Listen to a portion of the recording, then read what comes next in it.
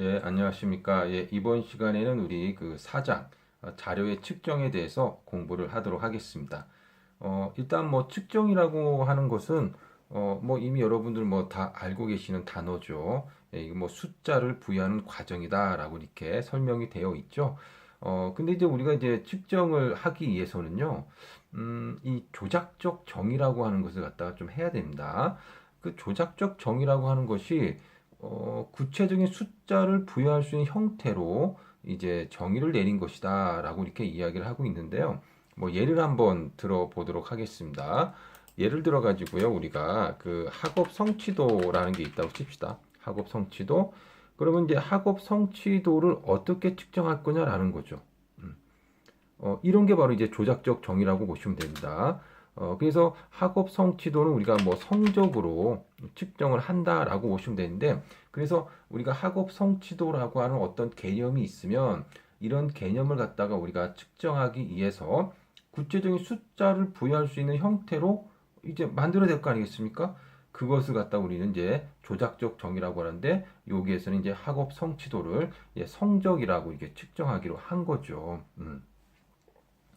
뭐 또 예를 한번 또 들어본다면 우리가 이제 가설을 하나 세워 보도록 하겠습니다. 가설.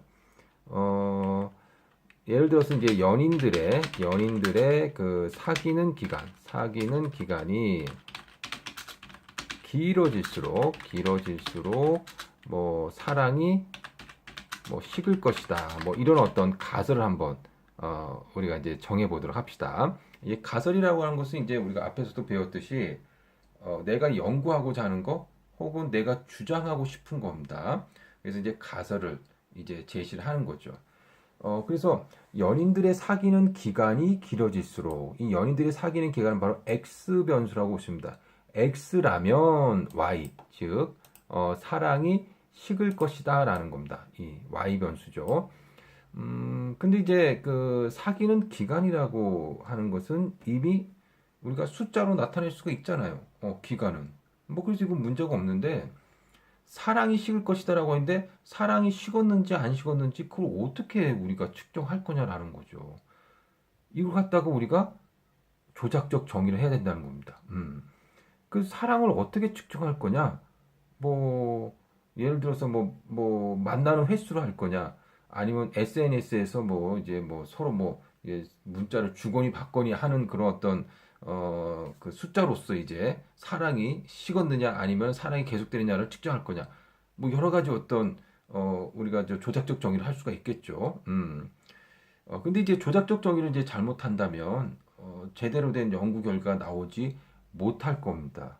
예를 들어서 사랑이라고 하는 것을 측정해야 되는데 사랑을 측정하기 위해서 예를 들어서 SNS에서 올린 그 글을 가지고 이제 우리가 측정한다라고 한다면 예를 들어서 글을 올리긴 많이 올렸는데 맨날 싸우는 글만 올렸다. 그러면은 이제 이런 것들을 가지고 우리가 사랑이 식었는지 아니면은 유효한지를 측정하기 좀 어려울 거라고 생각이 듭니다. 그래서 이런 조작적 정의도 우리가 잘 해야 되겠죠. 자, 이제 조작적 정의에 대해서 이제 말씀을 드렸고, 그 다음에 두 번째 슬라이드 한번 가볼까요? 측정의 신뢰성을 높이는 방법이 있습니다. 일단 먼저 측정할 수 있는 항목 수를 늘리게 된다면 아무래도 신뢰성이 높아지겠죠. 그 다음에 측정 항목의 모호성을 제거합니다. 예를 들어서 그 뭐 물어보는데 뭐 사랑합니까? 라고 물어본다면 사랑하는 것 같기도 하고 아니야 요새 조금 아닌 것 같기도 하고 뭐 이게 좀 모호할 수도 있다는 겁니다. 그러니까 이런 모호한 질문은 조금 이제 하지 않아야 되겠죠. 그 다음에 이제 중요한 질문의 경우 동일시하거나 유사한 질문을 두 번 이상 하고요. 그 다음에 조사 대상자가 잘 모르거나 전혀 관심이 없는 거, 이거는 물어보지 말라는 거죠. 잘 모르는데 어떻게 대답합니까? 그죠? 예.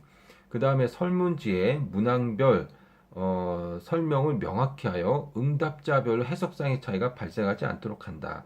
그래서 이제 똑같은 질문이지만 그것을 갖다가 어떻게 받아들이는지에 따라 가지고 또 이제 잘못된 응답을 할 수도 있으니까 이 조사자가 이제 잘 설명을 좀 해줘야 되겠죠. 그 다음에 조사원들에 대한 교육을 강화해가지고, 뭐 질문 방식 등을 또 표준화시키고, 뭐 이런 겁니다. 그 다음에 성의가 없거나 일관성 없게 응답한 경우 설문지를 폐기하라는 겁니다.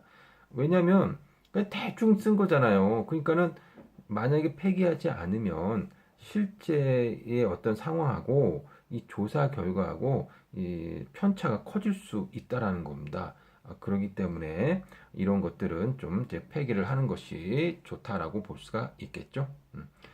자, 그 다음에 이제 SPSS라고 하는 것은요, 우리가 이제 통계 분석 소프트웨어 프로그램입니다. 어, 요거는 여기 한번 보실까요? 예, 이게 이제 SPSS 프로그램인데요.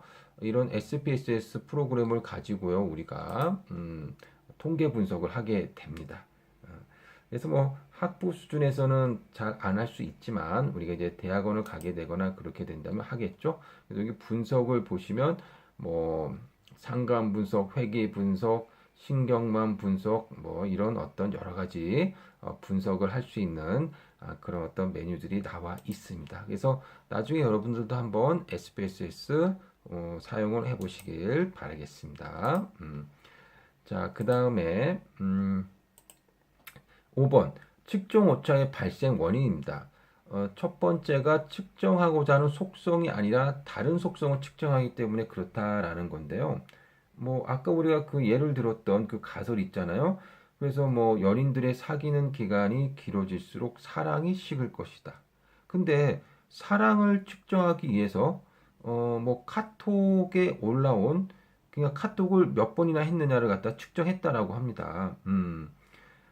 그래서 카톡 수가 많아지면 많아질수록 이제 사랑이 깊은 거고 카톡 수가 적을수록 사랑이 뭐 식은 것이다 라고 이렇게 측정을 했다라고 칩시다. 그런데 과연 카톡 수로 우리가 사랑의 깊이를 측정할 수가 있을까요? 예, 뭐 그럴 수도 있지만 아닐 수도 있잖아요. 예, 그러니까 이런 것들이 제대로 된 측정이 안 된다면 오차가 발생할 수밖에 없겠죠. 자, 두 번째, 응답자가 가지고 있는 독특한 성향, 응답자 특성에 의해서 응답 차이가 발생한다라고 했는데, 예를 들어서 어떤 응답자는 자기의 속마음을 드러내지 않는 성향이 있을 수 있습니다. 그런 사람들 많습니다. 예. 그러니까 응답자가 만약 그런 성향이라면 이제 실제하고 조사 결과하고 이제 차이가 발생할 수밖에 없겠죠.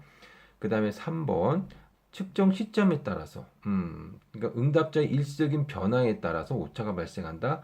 예를 들어서 응답자가 피곤하다 혹은 뭐 기분이 나쁘다. 기분이 나쁘면 뭐 대충 막 찍을 수도 있잖아요. 설문조사를 하라고 했더니 막 아무 때나 막 찍을 수도 있다는 겁니다. 그러면 오차가 발생하겠죠. 자, 그 다음에 4번 측정 시점의 환경 요인. 그래서 측정 상황이 달라짐에 따라서 응답이 달라진다 이런 얘기죠. 예를 들어서 분위기 좋은 카페에서 사랑이란 무엇입니까? 라고 이렇게 물어봤을 때와 도서관에서 물어봤을 때하고 좀 다른 대답이 나올 수도 있을 겁니다. 그 다음에 5번 측정 도구에 문제가 있을 경우 발생한다라고 했는데요. 질문 문항이 모호하거나 응답하기 어려운 경우 또는 응답자가 잘 모르는 내용이 있을 때 측정 결과에 차이가 발생할 수 있습니다. 그래서 질문 문항이 모호하다라고 했는데 뭐 예를 들어서 뭐 하루에 몇 번 생각하십니까? 라고 했는데 내가 몇 번 생각하지? 글쎄 한 5번인가? 아니야. 2번인가? 아니야. 10번인가? 이게 뭐 내가 하루 몇 번 생각하는지 어떤 거에 대해서 어떤 대상에 대해서 내가 세워보지 않았기 때문에 모호할 수 있다 뭐 이런 이야기입니다. 그런 것도 이제 모호한 응답이 될 수밖에 없겠죠. 자, 6번 측정 방법의 차이로 인하여 발생한다. 그래서 그 측정을 어떻게 하느냐에 따라서 달라지는 거죠. 여기서도 뭐 개인 면접을 하느냐, 뭐 전화 면접을 하느냐, 뭐 이런 거에 따라 달라질 수가 있고, 혹은 뭐 조사자가 앞에 있을 때와 없을 때, 혹은 조사자를 신뢰할 때와 또 신뢰하지 않을 때, 뭐 그때 따라 가지고 이제 뭐 달라질 수가 있을 겁니다. 예. 자, 우리 여기까지 이제 그 간단하게 이제 측정이라고 하는 거에 대한 일반적인 이야기를 우리 같이 한번 해봤습니다. 예, 신뢰도와 타당도는 이제 좀 다른 강의에서 또 하도록 할게요. 여러분 수고하셨습니다.